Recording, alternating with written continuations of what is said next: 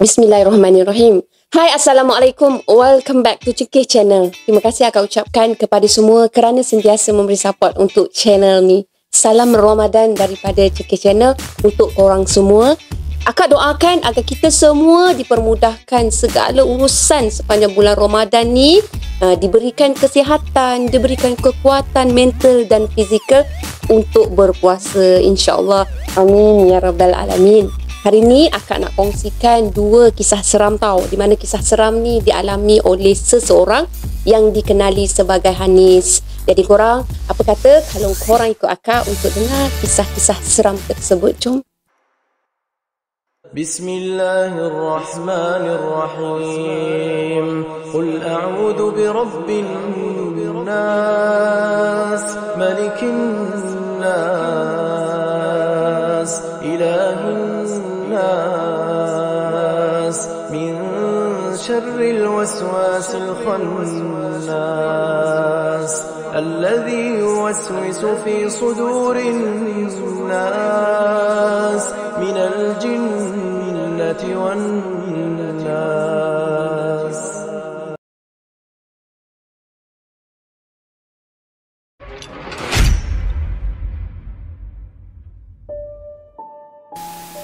Akak mulakan dengan kisah yang pertama. Kisah mengenai penunggu bantal kekabu. Korang, persahabatan antara jin dan manusia dalam bentuk khadam dinyatakan di dalam Al-Quran. Dan bahawasanya ada beberapa lelaki dari kalangan manusia meminta perlindungan kepada beberapa lelaki dari kalangan jin. Maka jin-jin itu menambah bagi mereka dosa dan kesalahan. Surah Al-Jin ayat ke-6. Kisah seram kali ni dilalui oleh seseorang yang dikenali sebagai Hanis. Hanis ni dia tinggal dekat sebuah kampung tau. Dia membesar pun sebagai remaja dekat kampung tu. Satu hari tu Hanis dia macam biasa. Dia ada satu pot tu, dia suka sangat pergi main dekat satu tempat tu. Masa Hanis tu leka bermain dekat tempat tu, kawasan tu kawasan tanah lapang, dinyatakan macam tu lah, berada di tengah-tengah kampung dia. So, masa tengah main, tiba-tiba bunyi guruh kuat tau.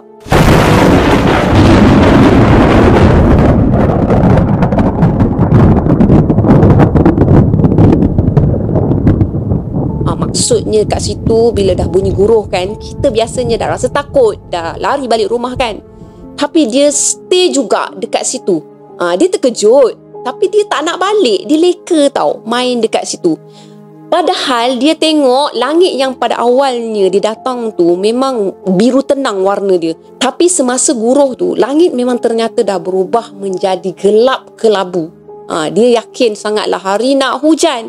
Dia sepatutnya balik ke rumah. Tapi hati dia pada masa tu tetap juga tak puas lagi nak main bola rendes. Bola rendes dia macam bola softball tau korang. Dia nak main juga dengan kawan-kawan dia pada waktu tu. Maklumlah kan, umur dia pun baru belasan tahun. So, dia tak pedulilah bunyi-bunyi guruh tu semua. Dia teruskan juga main. Lepas tu, adik Hanis pun cakap lah pada Hanis ni, Abang, mak suruh balik. Kalau tak, ayah mai cari hang. Kata adik Hanis yang masa tu 4 tahun lebih muda dari Hanis. Dengar je amaran dengan nama ayah dia, dia pun teruslah Hanis ni cabut lari pergi ambil selipar dia dekat pokok rambai hujung tanah tu. Lepas tu dia lari menuju ke rumah. Sambil dia berlari tu syok tau korang bila kita kenang-kenang waktu budak-budak kan. Siapa sampai rumah last, dia gila mabuk. Sambil berlari tu lah mereka sempat bergurau semua dengan adik dia kan. Mereka berlumba sampai ke rumah. Sampai je dekat rumah, Hanis ni dia dah tengok dah ayah dia dah berdiri tercekat dekat depan rumah. Hanis pun dia rasa gayat lah, rasa takut. Tambah pula masa tu dia tengok ayah dia tu pandang dia seolah-olah macam harimau yang pandang tepat ke arah dia tau. Hoi, masa tu dalam hati dia cakap tau, mampuslah aku kali ni. Tiba-tiba terdengar suara panggil Hanis. Dalam-dalam duduk Hanis dudak. Risau tu. Atuk dia ni dah panggil dia untuk pergi ke bilik atuk dia. So atuk dia cakap lah macam ni, Hanis, Mai masuk bilik ni Hanis. Macam tu. Lepas tu Hanis pun Selamatlah dia kan. Dia pergilah ke bilik arwah tok dia tu. Arwah Tok Hanis ni lah merupakan orang yang selalu membela dia. Setiap kali Hanis tu buat kesalahan dan setiap kali Hanis tu dimarah oleh mak dan ayah dia, Hanis pun dia masuklah dalam bilik tok dia, menyebabkan masa tu niat ayah dia masa asalnya nak piat telinga dia. Tapi bila dah masuk bilik dia, tok dia tu selamat lah kan. Masuk je dekat bilik tok dia tu, tok dia pun cakap, Hanis pergi mandi dulu, lepas tu masuk bilik. Tok nak cerita hantu. Macam tu. Hanis dia rasa takut lah. Cerita hantu. Tapi dia lebih takutkan ayah dia daripada hantu yang nenek dia tu cakap. Dia pun pergilah mandi, dia bersiap-siap apa semua, dia pun masuk balik semula dekat bilik tok dia. Lepas tu tok panggil dia masa tu dengan bagi isyarat supaya dia ni letak kepala atas riba tok dia. Sambil tu tok dia akan urutkan rambut Hanis ni. Lepas tu tok dia pun mulalah bercerita. Best kan korang kalau kenangkan balik. Hanis tahu tak, rumah dekat hujung kampung kita tu ada kan sebuah rumah dekat kampung tu kan. Hanis jangan pergi kat sana tau, sebab dekat sana ada saka. Tok risau kalau Hanis diganggu. Kata tok dia tu memulakan cerita. Saka tu apa tok? Hanis tak tahu saka tu apa. Hanis tanyalah sebab dia memang tak tahu apa itu saka. Tok dia pun jawab mudah je, hantu. Hanis dengar macam tu, terdiamlah dia kan. Lepas tu tok pun terus memulakan cerita. Macam ni korang, bapak saudara Hanis ni iaitu Pak Lang, dia kerja kerajaan. Pak Lang ni anggota polis tau. Pada satu ketika tu, Pak Lang dia baru je berpindah ke kampung Hanis tu. Lepas tu dia tinggal berdekatan dengan rumah Hanis. Rumah mereka tu pula berdekatan dengan rumah Pak Lang dia tu. Rumah Hanis tu tinggal seorang perempuan tua tau. Perempuan yang hampir sebaya dengan arwah Tok Hanis. Perempuan tu mereka panggil sebagai Tok Long. Orang kampung memang panggil Tok Long tu dah memang familiar dah panggil sebagai Tok Long. Tok Long tu dia seorang yang baik hati, dia sukakan budak-budak. Jadi Pak Lang dia selaku orang yang baru dekat kampung tu, dia kenalah berbaik-baik dengan semua orang, termasuklah Tok Long tu. Tok Long ni dia menyara hidup dia dengan menjual kekabu je tau korang. Kekabu yang dia ambil dari pokok kekabu. Pokok kabu kan. Lepas tu pokok kabu tu ada dekat belakang rumah dia. Lepas tu selain daripada dia sara diri dengan hasil jual kekabu tu, anak-anak dia adalah bagi duit sara dia kan. Hanis tak pastilah sama ada pokok tu masih wujud atau tak. Okey, pokok tu dia besar dan waktu Hanis nak pergi mengaji Al-Quran, dia mesti lari bila lalu dekat depan rumah ataupun pokok Tok Long tu. Sebab ada orang kampung cakap pokok Tok Long tu ada penunggu korang, penunggu yang sama macam muka Tok Long. Satu hari nak dijadikan cerita, ada dalam kalangan kawan Pak Lang ni dia nak beli kekabu. Lepas tu Pak Lang pun cadangkanlah supaya beli dengan Tok Long. Sebab niat Pak Lang tu dia nak bantu Tok Long, dia kesian kat Tok Long. Lepas tu kekabu Tok Long tu memang yang the best, memang terbaik tu korang. Jadi dia nak promote lah untuk Tok Long ni, nak tolong Tok Long kan untuk buat bantal ni memang sesuai sangat lah dengan kekabu Tok Long ni. Harga masa tu kan Tok Long jual tak mahal pun, dalam tak sampai RM15 boleh muat 2 ke 3 bantal lah macam tu. Murah lah kan. Memang berbaloi-baloi lah kalau Pak Lang ni offer pada kawan dia tu. Jadi kawan Pak Lang tu dia tanpa ragu-ragu dia pun pergilah beli. Kawan Pak Lang tu pergi beli, masa tu dia rasa macam happy sebab dia boleh berkenalan dengan Tok Long. Tok Long tu ceria. Lepas tu Tok Long ni peramah kan.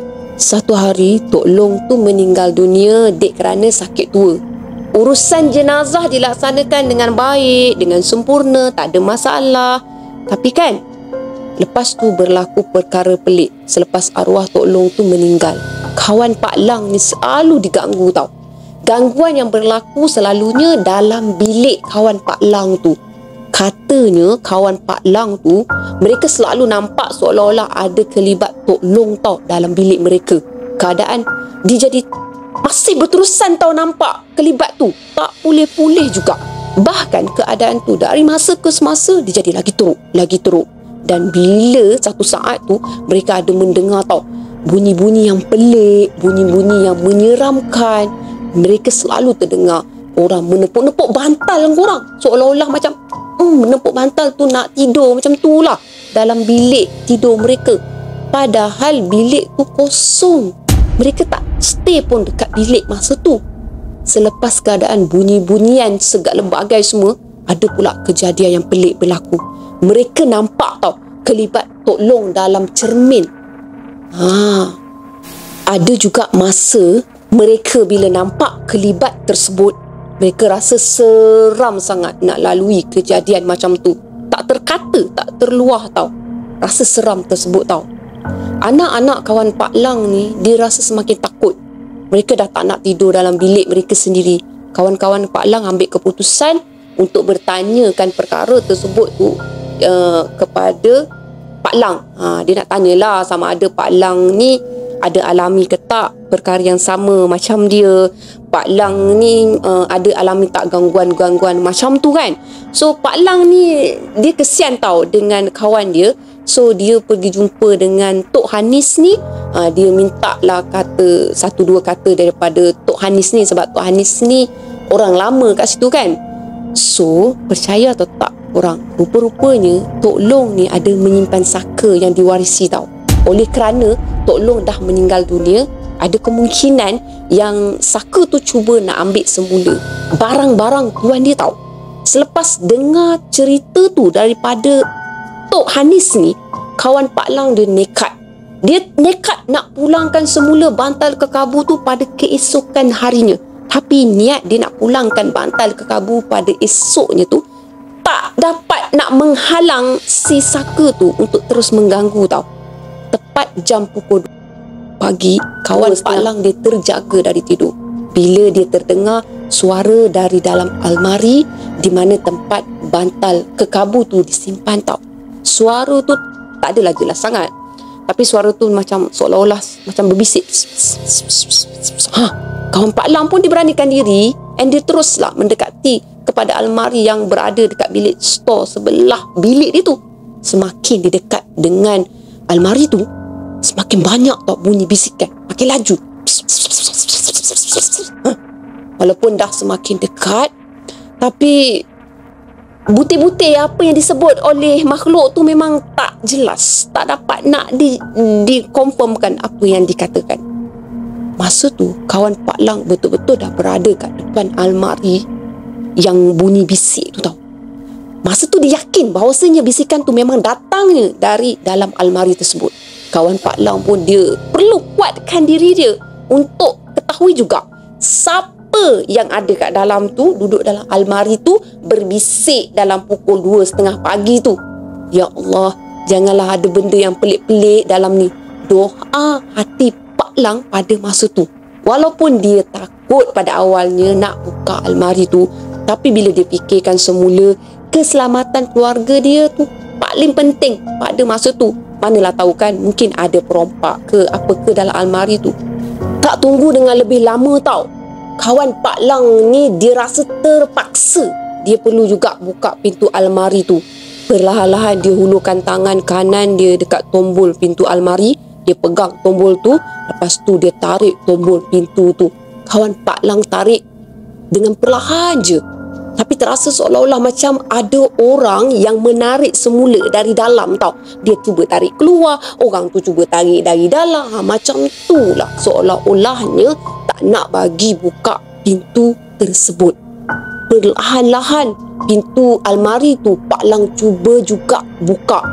Alhamdulillah tau korang, perasaan Pak Lang masa tu agak lega lah bila dia tengok dekat dalam almari tu tak ada apa-apa pun. Dia pun tutup semula pintu almari tu. Lepas tu dia dah rasa okey, dia dah rasa macam okey lah, tak ada apa kan. So dia pun cuba nak tinggalkan almari tu.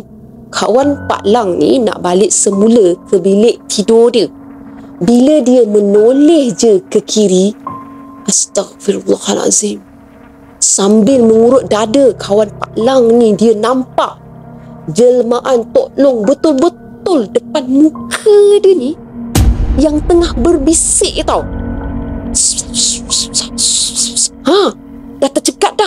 dia ni? Berbisik pula tu. Tak seram ke orang? Dik, sebab terkejut dengan peristiwa apa yang dia tengok tu. Kawan Pak Lang dia terduduk tau masa tu. Terkaku. Dekat situ juga dia terduduk. Terdiam dia. Terkelul lidah. Tak tahu nak cakap apa dah masa tu. Tak boleh nak susun apa dah. Apalah yang nak bacakan masa tu. Memang tak boleh. Saka Tok Long tu, dia dekatkan muka dia tu ke arah kawan Pak Lang. Sambil tu dia memekik tau. Pulangkan harta tuan aku. Sambil makhluk tu menunjuk ke arah almari yang menyimpan bantal-bantal kekabu tu tau. Makhluk tu pun lari ke arah almari tu. Lepas tu makhluk tu menghilang. Memang nampak kat situ hilang. Kawan Pak Lang, dia dah rasa macam tak boleh jadi dah. Tak boleh nak postpone dah tak boleh nak tahan dah. Apa pun yang berlaku, kawan Pak Lang ni dia nak pulangkan balik bantal kekabu dia tu pada keesokan harinya. Sepatutnya macam tu lah kan. Tapi dah tak boleh nak bawa bincang dah. Dia nak mempercepatkan hasrat dia. Dia terus pergi kejutkan isteri dia. Jam tu jugalah dia ceritakan apa yang berlaku pada isteri dia. Lepas tu kawan Pak Lang ni dengan isteri dia mula rasa takutlah kan. Manalah tahu Saku tu datang balik semula sekali lagi kepada mereka kan. So dia buat keputusan nak hantar bantal tu malam tu juga. Kawan Pak Lang dia masuk semula dalam bilik. Dia tekad dia nak ambil bantal-bantal tu. Masa tu dia ditemankan oleh isteri dia. So bila dia buka pintu almari, memang dah tak ada apa-apa kat situ. Saka tu memang dah tak ada. Jadi cepat-cepatlah dia ambil semua bantal-bantal kekabu yang milik Tok Long tu. Mereka pun bawa pergi tuju ke arah kereta mereka. Lepas tu suami dia tak fikir panjang, terus dia start enjin kereta. Lepas tu isteri pun kunci pintu rumah sambil-sambil. Kebetulan kan anak mereka masih nyenyak tidur. Mereka tinggalkan je anak-anak mereka. Mereka tak nak libatkan perkara ni dengan anak-anak mereka. Sebab anak-anak mereka ni mungkin akan terganggu emosi tau. So boleh rahsia-rahsia selamat insyaAllah kat situ. Mereka akan selamat tidur dekat rumah tu. Dah siap ke semua? Bantal kekabu tu dah ada? Tanya kawan Pak Lang pada isteri dia. Dah abang. Tanpa banyak cerita lagi, Pak Lang pun terus bergerak ke rumah arwah Tok Long yang hanya jarak dia 10 km dari rumah mereka tau. Dalam perjalanan nak menuju ke rumah Tok Long tu, suami isteri tu mendengar bunyi bisikan dekat tempat duduk belakang di mana bantal kekabu tu diletakkan tau. Abang, saya takut. Sambil dipegang erat tau tangan kiri suami dia tu. Abaikan je, jawab Pak Lang tegas. Selepas 15 minit perjalanan, akhirnya kawan Pak Lang sampai ke rumah Tok Long. Pak Lang dia nak turun. Dia nak letakkan bantal kekabu tu dekat rumah Tok Long tu. Tapi orang terkejut tau suami isteri tu bila mereka ternampak jelmaan Tok Long tengah asingkan kekabu nak dibuat bantal tau. Duk asing kekabu macam tu kan. Dekat beranda rumah papan 2 tingkat milik Tok Long tu. Ni memang agak tak normal lah kan. Ni dikira abnormal. Sebab takkanlah ada orang sampai nak asing ke kekabu pukul 3:30 pagi dalam gelap. Rumah tak berlampu korang. Gelap gelita.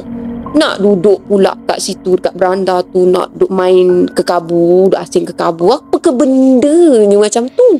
Terkejut dah bila mereka tengok benda tu. Jadi si suami ni dia terus sampai bantal-bantal tu. Akak tak sure dia dah capai tadi kan. Maksudnya dia ambil bantal-bantal kekabu tu daripada kereta tu. Dia tak turun tau kereta tu. Dia campak je bantal-bantal kekabu tu dari tingkap kereta. Sebaik dia tak sempat turun tau. Abang cepat abang, cepat. Dia senyum kat kita lah bang. Cepat abang, saya takut ni. Lepas tu si isteri tu dia nampak jelmaan tu senyum dekat arah mereka ni. Lepas tu suami dia ni dah tak boleh nak fikir apa kan masa tu kan. Bila dah dengar isteri dah cakap macam tu, suruh cepat bagai kan. dia pun teruslah tekan pedal minyak sebab orang nak tahu tak, husband ini pun ada nampak kepada jelmaan tu memang memandang ke arah mereka, senyum macam macam tu. Itu manis sangat tu. Sorry korang. Sampai je dekat rumah, suami isteri tu terus mandi dan terus tidur atas katil mereka tau. Abang, saya masih takut, kata isteri kepada kawan Pak Lang tu. Suami dia tu peluklah isteri dia, pujukkan suruh tidur. Bum, tidur, jangan fikir banyak-banyak, tidur gitu. Okey apa semua kan. So alhamdulillah tau, sejak bantal kekabur tu dipulangkan balik semula, barulah rumah tangga kawan Pak Lang tu kembali aman tanpa diganggu saka yang menyerupai betul wajah arwah Tok Long. Cerita ni Hanis tanya semula tau kepada arwah Tok masa usia Hanis ni 15 tahun, dan cerita yang diceritakan oleh orang kampung sama seperti yang diceritakan oleh Tok Hanis. Semoga arwah Tok Hanis disayangi dan ditempatkan di kalangan golongan hamba-hambanya yang beriman. Amin ya rabbal alamin.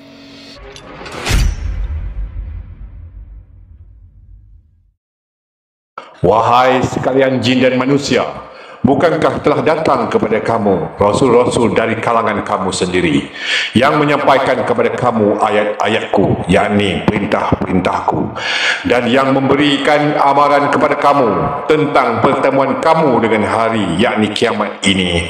Surah Al-An'am ayat 130. Jom akak teruskan dengan kisah seram yang kedua, juga dikongsikan oleh Hanis. Kisah seram yang kedua ni bertajuk Arwah Bangun Semula Selepas Disahkan Meninggal Dunia. Dah akak maklumkan dari awal penceritaan akak yang pertama tadi, Hanis ni dia stay dekat kampung, tinggal dekat kampung. Satu hari dekat kampung Hanis tu ada kematian tau. So mak dengan ayah Hanis ni dia nak pergi melawat ke rumah arwah yang meninggal tu. Mak Hanis dia pun suruhlah Hanis stay je dekat rumah. Hanis, hang, kakak, Hasif duduk rumah dengan tu. Mak dengan ayah nak pergi melawat jenazah. Itulah yang mak Hanis ni beritahu kepada mereka ni bahawasanya mereka nak menziarahi ayah kepada seorang kenalan mak atau ayah dia, macam tu lah. Hanis dia hanya mengiyakan je apa yang diarahkan oleh mak dia. Dia tahu dan dia sedar dia tak dibenarkan ikut sebab esoknya dia nak bersekolah. Lagi pula mak ni dia risaukan Hanis nanti bila Hanis stay dekat rumah arwah ni, manalah tahu kot Hanis rasa bosan kan bila berada dekat rumah arwah ni. So dia memang tak dibenarkan ikut. Jangan duk balik lambat-lambat sangat, dah jauh malam ni, kata Tok Hanis sambil menunjukkan jam dah hampir pukul 10 malam. Baik mak, akur ibu Hanis ni kepada arahan mak dia tu. Dia anak yang baik, alhamdulillah. Ayah pada masa tu dia keluar je daripada bilik.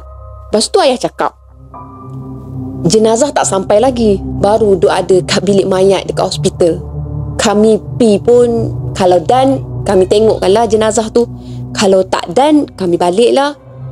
Jelas ayah dia kepada Tok Hanis ni. Mak dan ayah Hanis pun bergerak menuju ke rumah jenazah tu dengan menaiki kereta Proton Saga. Manakala Hanis pula dia diajak oleh atuk dia ni pergi tidur. Hanis dia tak bantah, dia ikut je lah atuk dia ni pergi tidur bersama dengan tok dia ni dalam bilik. Masa tu tok dia temankan dia. Masa Hanis sedang asyik dibuai mimpi tu kan, tiba-tiba Hanis terjaga sebab dia terdengar bunyi kereta ayah dia tu dah balik. So dia rasa terganggu lah daripada tidur dia tu. So Hanis dia tak pasti pula time tu pukul berapa tau. Hanis yang dalam keadaan separuh sedar tu, dia sambung balik semula lah tidur dia sampai keesokan paginya. Apa yang buatkan Hanis ni happy sebab Hanis tak pergi sekolah keesokan harinya. Sebab masa menziarahi jenazah semalam, mak Hanis ni dia rasa penat sangat. Dia rasa macam tak tahu kenapalah, dia rasa letih. Dia terlupa nak kejutkan Hanis ni pergi ke sekolah. Kebetulan time tu Hanis ada terdengar tau suara ayah dia bercakap dekat meja makan. Ayah dia panggil dia, Hanis, pergi gosok gigi, lepas tu mai makan roti canai, kata ayah dia. Hanis pun dia teruslah ke bilik air, dia gosoklah gigi, lepas tu dia ambil wuduk supaya dia rasa agak segar lah kan. Lepas selesai urusan semua tu, Hanis dia keluar daripada bilik air, dia teruslah pergi ke dapur nak jamah makanan. Tiba-tiba je mak dia datang. Lepas tu mak dia tiba-tiba je cakap macam ni, "Lepas tu abang nak ke bumi macam mana tu bang? Katanya dah ada yang sudi jadi tuan, tapi abang tak tahulah siapa." Sahut ayah. "What happened ayah?" Hanis menyampuk. Ayah dia pun buka lah cerita. Jenazah yang ayah lawat tu dah disahkan meninggal dunia pada jam 10.03 malam akibat sakit jantung. Jenazah tu dibedah siasat pada jam yang berikutnya. Semasa postmortem dijalankan, seorang pakcik tu ternampak ada makhluk yang duduk atas bumbung bilik mayat. Makhluk tu berpakaian hitam. Hitam kelabu macam tu lah. Yang duduk seolah-olah tu sedang menunggu sesuatu. Pakcik tu, dia terus je melihat ke atas bumbung bilik mayat tu tanpa berkelip mata tau. Sebab dia terkejut, tergamam pakcik tu. Mulanya pakcik tu sangkakan manusia. Tapi bila tengokkan betul-betul, ternyata bukan manusia. Pakcik tu pun gosok-gosokkanlah mata dia. Berkali-kali dia nak tengok lagi. Sebab tak percaya apa yang dia dah nampak tu. Lepas gosok mata, dia buka mata balik semula. Tiba-tiba je makhluk yang pada awalnya berdiri dekat bumbung tu hilang. Pakcik tu, dia cuba nak cari makhluk tu dekat serata tempat berdekatan kat situ. Masa tengah cari tu, tiba-tiba ada suara dekat belakang pakcik tu. "Kau cari aku ke manusia?" Pakcik tu pun apa lagi, terkejutlah dengan suara yang menyeramkan tu. Tak segera dia menoleh ke belakang tak tengok dah, pakcik tu pun terus je berjalan menuju ke tempat orang ramai. Dia keluar daripada bilik mayat tu. Lepas tu pakcik tu naik kereta terus balik, tak ceritakan apa-apa dah yang berlaku pada orang yang sekeliling dia pada masa tu. Jadi diorang ni terpaksa lah ambil tahu tau apa yang sebenarnya dah berlaku. Tapi tak ada juga orang kata jawapan. So postmortem diteruskan. Selesai je proses postmortem tu, jenazah dibawa balik ke kampung. Ahli keluarga yang berkampung dekat sekitar bilik mayat tu pun dia dah menunggu tahu jenazah dah siap. So jenazah dibawa oleh van jenazah hospital pada jam 12.30 malam ke rumah jenazah tu. Tak sure lah rumah yang mana satu kan. Setakat tu je yang pelik berlaku. Alhamdulillah, masa bawa balik jenazah tu tak ada apa-apa pun yang berlaku. Dipermudahkan segala urusan. Tapi selepas itulah berlaku perkara yang luar biasa dari kebiasaan. Kaum keluarga dah menunggu tahu ketibaan jenazah. Kaum keluarga dia dah menunggu ketibaan jasad ahli keluarga mereka. Agak ramai jugalah yang stay kat situ, yang berada kat situ sanak saudara kan, berkumpul dekat rumah anak arwah tu. Maknanya jenazah tu dibawa balik ke rumah anak arwah tu. Tempat tidur dah disediakan untuk jasad yang dah tak bernyawa tu. Jenazah tu tak dapat dikebumikan sebaik tiba dekat rumah disebabkan hari dah larut malam. Tambahan pula penggali liang lahat dah tak nak ambil risiko untuk kerja sehingga larut malam. Jadi jenazah ditidurkan di rumah anak dia tu sementara menunggu masa untuk dikebumikan keesokan harinya. Alhamdulillah, tetamu terhormat yang ditunggu oleh sanak saudara tu dah sampai. Jenazah diusung masuk ke dalam rumah untuk menunggu azan subuh berkumandang. Selepas jenazah tu ditutupi dengan kain batik panjang, kain batik Indonesia lah kan. Ramailah ahli keluarga yang datang. Dia datang untuk melihat, melawat jenazah arwah. Ada yang menangis, ada yang sebab. Ramai yang baca surah Yasin sebagai peneman arwah masa tu. Selepas 2 jam jenazah berada di rumah tu, pembaca Yasin ni dah letih sebab tak bersilih ganti tau baca Yasin. Jadinya mereka semua tertidur. Selepas tu jenazah tak ditemani sesiapa pun. Sebab semuanya dah memang lena. Mulalah perkara yang luar biasa berlaku. Lebih kurang tepat pukul 4.37 pagi, salah seorang ahli keluarga terjaga sebabnya nak pergi ke tandas. Dia melalui dekat hujung kaki arwah. Lepas tu terus ke bilik air.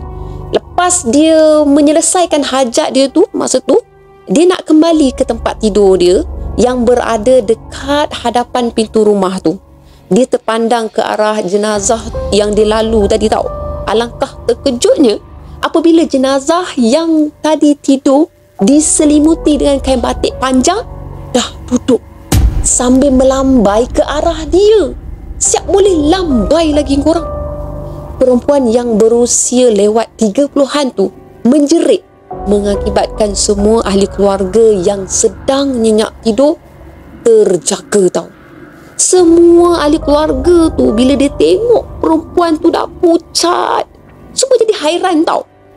Kenapalah dia ni menjerit? Kau dah kenapa? Tanya salah seorang ahli keluarga situ. Tapi perempuan tu dia tak jawab. Dia diam je. Dia hanya tundukkan wajah dia. Dia diam.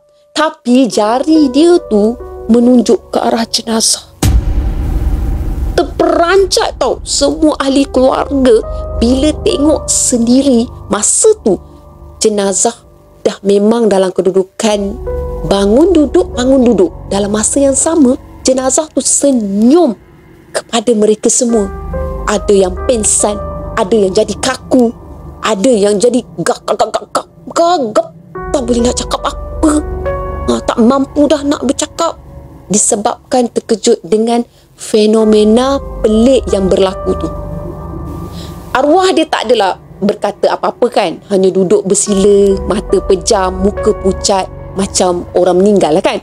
Yang menyeramkan kat situ bila mereka ni melihat jenazah tu senyum. Semua ahli keluarga jadi takut tau. Ada yang lari keluar daripada rumah. Sebab kalau jenazah tu terduduk, mungkin ada, yelah orang kata terduduk kan. Ada pernah Kak dengar story daripada seorang YouTuber ni. Dia cakap adalah someone ni dia jolokkan jenazah tu bagi terduduk daripada bawah. Mungkin juga kan, ada logik je. Tapi jenazah ni senyum. Itu tak logik. Mana ada guna cara nak jolok bagi senyumnya muka dia. So, ada yang tanya, macam mana nak buat ni? Tiba-tiba salah seorang anak arwah ni bersuara, kita panggil ustaz lah. Sebab abang tak reti nak buat apa-apa. Abang memang tak reti, kata sepupu kepada anak arwah. Mereka pun segeralah masa tu capai telefon. Dah ambil telefon, dia telefon ustaz. Ustaz tu tinggal berdekatan dengan rumah mereka tau. So mereka berharap sangat agar ustaz tu dapat selesaikan kekalutan mereka tu. Kekalutan yang sedang dialami oleh mereka sekeluarga. Tak lama selepas tu seorang ustaz pun datang. Ustaz tu dia hanya melihat jenazah yang sedang senyum kepada dia tau. Memang jenazah tu senyum aja. Lepas tu ustaz tu bagi tahu pada ahli keluarga yang ada dekat sekitar berdekatan dengan dia, kamu sepatutnya tak boleh meninggalkan jenazah macam tu je tanpa ditemani oleh orang. Kerana syaitan dan juga jin pasti menggunakan tubuh atau jasad yang tak berpenghuni. Maksud ustaz, anak arwah menyampuk dengan kata-kata ustaz tu. Ustaz tu pun sambung lagi kata-kata dia.